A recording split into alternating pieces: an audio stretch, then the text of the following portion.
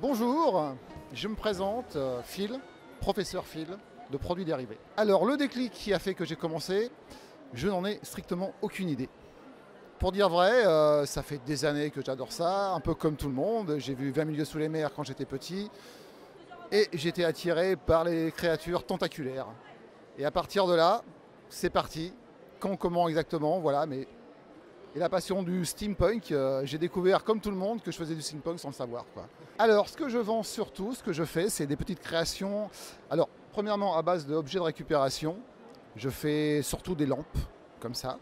Je récupère des objets dans les casques, les brocantes et tout. J'aime donner une seconde vie aux objets.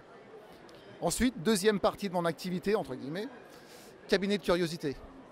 Et donc là, on retrouve l'amour des poulpes et je naturalise moi-même des créatures tentaculaires. Plus ou moins grandes, plus ou moins petites. On va jusqu'au fœtus de Cthulhu, le fameux fœtus de Cthulhu, que je suis le seul à avoir, et heureusement. Alors, le procédé pour créer tout ça, c'est assez long et complexe. Une partie secrète que je ne dévoilerai pas.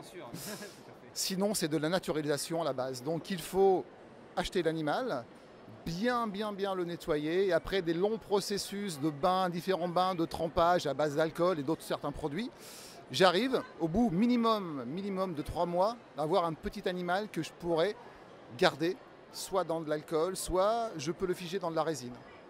Ça marche, des fois ça marche pas, ça dépend.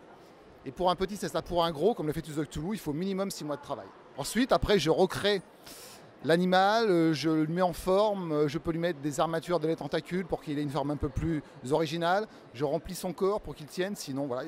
Et à partir de là, c'est parti. J'ai d'autres surprises à venir plus tard qui sont en cours, toujours dans l'esprit cabinet de curiosité et un petit peu, beaucoup décalé même.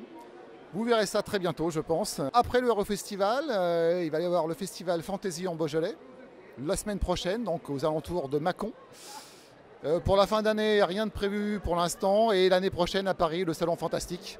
Et j'espère, s'il y a une 4e édition, Geekopolis, bien sûr.